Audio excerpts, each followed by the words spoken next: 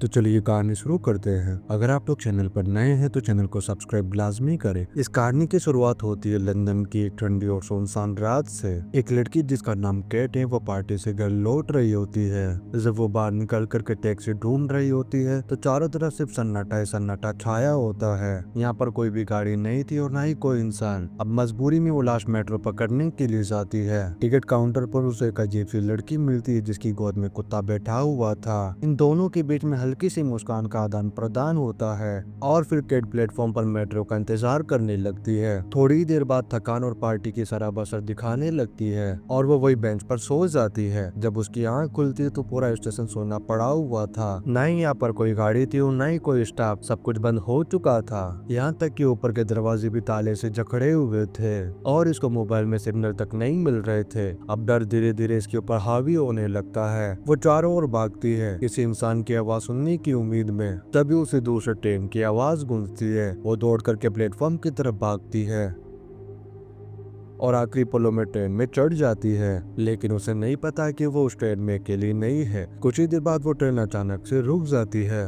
फिर ये cab driver cabin तक पहुंचती है और दरवाजे को नॉक करती है, मगर अंदर से कोई भी जवाब नहीं आता है। तभी अचानक से सारी लाइटें बंद हो जाती है और ट्रेन के दूसरे सिरे टॉर्च की हल्की सी रोशनी दिखाई देती है। कैट सोचने लगती कि शायद कोई स्टाफ का आदमी होगा और वो टॉर्च की लाइट धीरे धीरे उसकी तरफ बढ़ रही थी। जब वो रोशनी पास में आती है तो उसके सामने उसके ऑफिस का साथी क्रेग था जो उसे डराने के लिए इस ट्रेन में छुपा था। अभी मजाक जल्दी खतरनाक रूप ले लेता है क्योंकि क्रेग का रवैया बदल गया था। वो कैट के करीब आने और उसके साथ जबरदस्ती करने की कोशिश करने लगता है। तभी अचानक से ट्रेन का पिछला दरवाजा खुल जाता है। किसी आदर्शित ताकत द्वारा क्रेग को अंधेरे में घसीट लिया जाता है। कैट घबरा कर स्टेशन पर लौट आती है और फोन करने की कोशिश करती है, लेकिन इसके सिक्के भी खत्म हो चुके थे और चारों ओर सन्नाटा छाया हुआ था। तभी अचानक से उसे एक दरवाजे की खुलने की आवाज सुनाई देती है। जब वो वहां पर जाग कर के देखती तो वहां पर उसे लड़की का कुत्ता खड़ा हुआ था। वो कुत्ता दौड़ करके मेंटेनेंस टनल में चला जाता है। हिम्मत जुटा करके वो भी उसके पीछे पीछे जाने लगती है।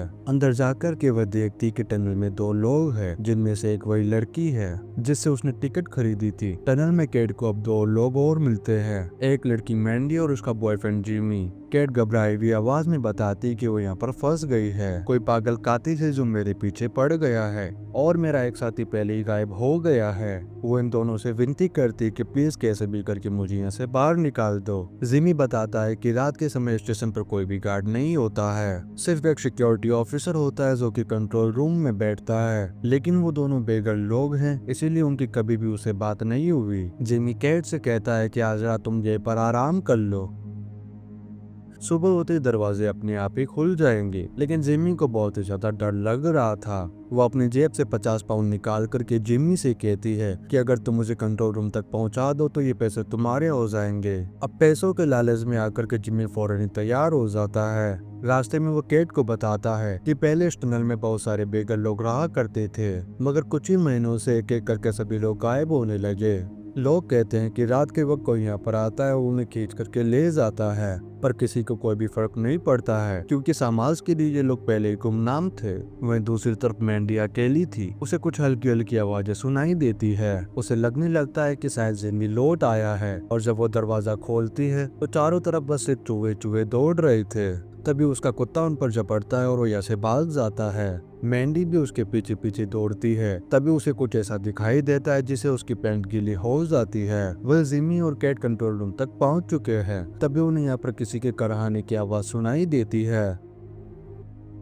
वो गौर करके देखते हैं कि ट्रैक पर कैट का वही साथी जो थोड़ी देर पहले यहाँ से गायब हो गया था, वो यहाँ पर बहुत ही बुरी तरीके से घायल पड़ा है। कैट जिमी से कहती कि प्लीज उसकी मदद करो, मगर जिमी गुस्से में कहता है कि जिसने तुम्हारे साथ जबरदस्ती और गलत करने की कोशिश की उसे भूल जाओ और मरने दो यहीं पर। लेकिन कैट उसे बचाने का फैसला करती है। आखिरकार जिमी भी अपना मन मार करके उसकी मदद करता है। वो क्रेग को ऊपर खींचता है। उसका पूरा शरीर जख्मी और उसके कपड़े खून में लथपथ थे। तभी अचानक से वही एक कुत्ता वापस आ जाता है, लेकिन इस बार उसके पूरे शरीर पर खून लगा हुआ होता है। जिमी को देख करके अंदाजा हो जाता है कि जरूर कुछ न कुछ भयानक हुआ है और वो तुरंत भाग करके वापस अपनी जगह पर लौटता है। वहाँ पहुंच करके वो देखता है कि फर्श पर खून की लकीरें फैली हुई है और मैंडी का कहीं भी अता पता नहीं है। खून के निशान उसे पुरानी अंधेरी टनल तक ले जाते हैं। इस मैंडी गायब हो चुकी है।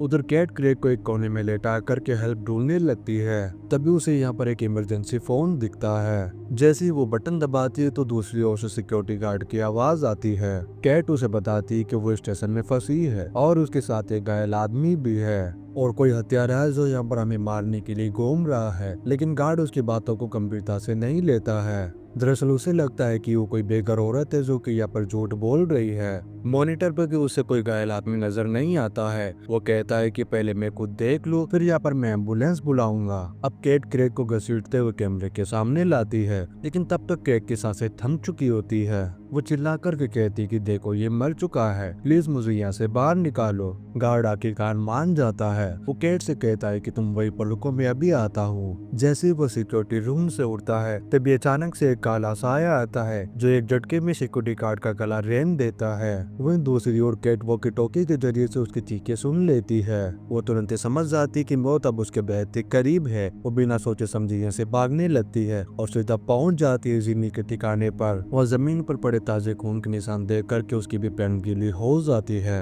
जब वो आगे बढ़ती है तो वो जिमी को देखती जो कि कोने में बैठा है बिल्कुल चुप। कैट उसे बताती है कि सिक्योरिटी गार्ड मर चुका है और अब उन्हें इस टनल के रास्ते अगले स्टेशन तक जाना होगा। शायद वह कोई और सिक्योरिटी ऑफिसर है जो मदद कर सके, लेकिन जिमी कुछ भी नहीं बोलता। बस वो धीरे से कहता है कि जूते पहन लो और ये टॉर्च पकड़ लो, यहाँ के रेल ट्रैक करंट मार देंगे। इसके बाद वो अपना कुत्ता गोद में उठाता है और ये दोनों अंधेरे सुरंग में आगे बढ़ जाते हैं। थोड़ी देर में पीछे से ट्रेन की कड़कड़ाहट से सुनाई देती है। दोनों ही जल्दी से किनारे बनी एक सुरक्षित जगह पर छुप जाते हैं और ट्रेन सामने आकर के रुक जाती है। पेट को डर है कि कहीं हत्यारा वो वापस तो नहीं आ गया, पर जिमी कहता है कि हर रात यहाँ से ट्रेन गुजरती है, शायद ये यहाँ से बाहर जाने का रास्ता हो। वो तय करता है कि वो जाकर के देखेगा।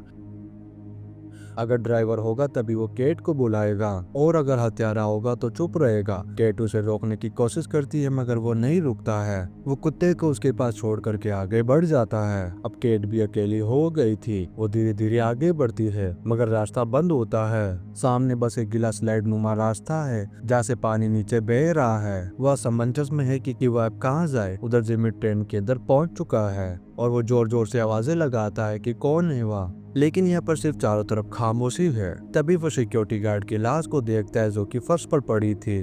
तभी ट्रेन में हल्का सा कंपन होता है और पीछे से केट की चिकनी चिल्लाने की आवाज आती है। वो पलट करके देखता है और अगले पल जमीन पर गिर पड़ता है। जब केट उसके पास पहुंचती है तब तक जिमी की सांसें थम चुकी थी। केट डर के मारे दौड़ पड़ती है और उसे स्लाइड वाले रास्ते पर पहुंच जाती है। वो ऊपर चढ़ने की कोशिश करती है पर नीचे कीचड़ और चूहे भरे पड़े हैं। उसका पैर फिसल जाता है और वो सीधे पानी के गहरे टैंक में जाकर के गिर जाती है। वह चारों ओर दर्जनों चूहे तैर रहे थे। वो किसी तरीके से खुद को बचाती है और बाहर निकलती है और ऊपर लगी लोहे की सीढ़ी की तरफ बढ़ने लगती है। तभी पानी में से एक लाश ऊपर की तरफ उभरती है। फूली हुई और भयानक केट डर के मारे चिल्लाने लगती है और वो किसी तरीके से ऊपर चढ़ जाती है। ऊपर आकर के उसे लगता है कि वो किसी गोदाम जैसे कमरे में पहुंच गई है। तभी अचानक से सारी लाइटें बंद हो जाती है और वो टॉर्च की रोशनी में किसी इंसान को ढूंढने लगती है और एक जोरदार आवाज के साथ दरवाजा भी बंद हो जाता है। वो घबरा करके कोने में जाकर के छिप जाती है, टॉर्च बंद कर लेती है और अपनी सांसें भी रोक लेती है। पर वह नहीं जानती कि अंधेरे में वो चीज पहले से वहाँ पर मौजूद है जो इस अंधेरे की आदि है। अगले सीन में केट बेहोशी हालत में जागती है और वो एक वाटर सेल में कैद है। उसके पास ही में एक और बंदी है, एक बुजुर्ग आदमी जिसका नाम है जॉर्ज। तभी वो उस कातिल को देखती है जो मरे हुए गार्ड की लाश को घसीट करके अंदर ला रहा था। उसके जाने के बाद केट देखती कि ये पानी की पिंजरे आपस में जुड़े हुए हैं। अगर वह तैर करके दूसरे खुले हुए पिंजरे तक पहुंच जाए तो वो यहाँ से भाग सकती है। जॉर्ज कहता है कि उसे तैरना नहीं आता, मगर केट हार नहीं मानती है। वो एक गहरी सांस लेकर के पानी में उतरती और तैरने लगती है। तभी वो साया वापस लौट आता है। जॉर्ज जानता है कि अगर उसने कुछ भी नहीं किया तो वो दोनों पकड़े जाएंगे। वो अपनी जान जोखिम में डालकर के चुपचाप वहीं पर पड़ा रहता है। वो साया उसे बाली से परखता है और हल्का सा चुप होता है, मगर जब जॉर्ज कोई भी हरकत नहीं करता है तभी वो साया एक जोरदार वार करता है, जिससे जॉर्ज दर्द से चीखने लगता है और उसकी यही गलती उस पर भारी पड़ जाती है। उसी वक्त केट इस पानी से निकलने में कामयाब हो गई थी। वो पास रखी हुई एक ऊंची हिल वाली सैंडल उठाती है और जोर से उस साये की आंख में घोंप देती है। वो दरिंदा जमीन पर गिर पड़ता है और केट इस मौके का फायदा उठा करके जॉर्ज को आजाद कर देती है। वो दोनों वहां से भागते हुए एक पुरानी ऑपरेशन रूम में जा पहुंचते हैं। वहाँ जो नजारा था उसने केट का खून जमा दिया था। कमरे में शीशों के चारों दर्जनों बच्चों के एक्सप्रेसमेंट भरे पड़े हैं। पास में टूटे हुए बेबी क्रेप्स भी बिखरे पड़े थे। तभी उसे पास ही के कमरे में मैंडी नजर आती जो टेबल पर भरी पड़ी थी। वो जॉर्ज से कहती कि जाकर के देखे मैंडी जिंदा है या नहीं। जॉर्ज कब कपाते हुए उसके पैर को टच करता है और केट से कहता है कि अब ये नहीं रही। केट फूट फूट करके रोने लगती है। जॉर्ज उसे संभालता है और कहता है कि अब हमें कैसे भी करके यहाँ से निकलना होगा। तभी अचानक से मैंडी की उंगली और गर्दन हल्के से हिलती है, मगर इन दोनों को पता नहीं चलता है। ये दोनों दरवाजा खोलने की कोशिश करते हैं, मगर हर एक दरवाजा वेल्डेड है। तभी केट को दीवार में एक और सुराख दिखाई देता है जो किसी और टनल की तरफ जाता हुआ लगता है। जॉर्ज ईंटों को तोड़ता है और ये दोनों अंदर घुस जाते हैं। तभी वो साया पीछे से छलांग लगा देता है, मगर वो इनके पीछे नहीं भागता बल्कि मैंडी की तरफ बढ़ता है। वो पुराना सर्जिकल कोट पहनता है और हाथ में जंग लगी दस्ताने चढ़ाता है, जैसे कि कोई पागल डॉक्टर ऑपरेशन करने जा रहा हो। मैंडी मिन्नतें करती है, मगर अगले ही सेकंड उसकी चीखें पूरे टनल में गूंज उठती है। तभी अचानक से वो साया जॉर्ज के पीछे आकर के उसे पकड़ लेता है। जॉर्ज भी उसे जमीन पर पटक देता है और उसकी काफी ज्यादा धुलाई करता है। केट एक लोहे की रॉड उठाती है और इस शैतान को खत्म करने के लिए आगे बढ़ती है। तभी वो दरिंदा बोल उड़ता है कि please don't hurt me, I will do anything. अब केट यहीं पर रुक जाती है, मगर वो शैतान जब बार बार जिमी का नाम दोहराता है तो केट का दिमाग खराब हो जाता है और वो पूरी ताकत से वार कर देती है, मगर वो देती बच जाता है और जॉर्ज की आंखों में उंगलियां घुसा देता है। अब केट भी डर करके भागती है और वो भी उसके पीछे पीछे आता है। तभी केट को हाई टेंशन लिफ्ट रूम दिखाई देता है। वो दीवार से लोहे की चेन निकालकर उस किलर को खींच करके ट्रैक के किनारे ले जाती है। ठीक उसी समय एक ट्रेन आती है और काम तमाम कर देती है उसका। केट एक दीवार के पास बैठ जाती है और इसी भी जिमी का कुत्ता भी लौट आता है। अब स्टेशन पर कुछ लोग आते हैं, उनमें से एक आदमी केट की हालत देख करके उसे कुछ पैसे भी दे देता है। पैसे देख करके वो बहुत ही ज्यादा भावुक हो जाती है और रोने लगती है। अब उसकी हालत भी एक बेघर औरत की तरह लग रही थी। इसी सीन के साथ ये कहानी क्लिप यहीं पर खत्म हो जाती है। वीडियो कैसा लगा आप लोग कमेंट करके लाजमी बताएं। अगर आप लोग चैनल पर नए हैं तो चैनल को सब्सक्राइब लाजमी करें। आप लोग वीडियो को like and comment share and subscribe लाजमी करें। मिलते हैं नेक्स्ट वीडियो में। Thank you.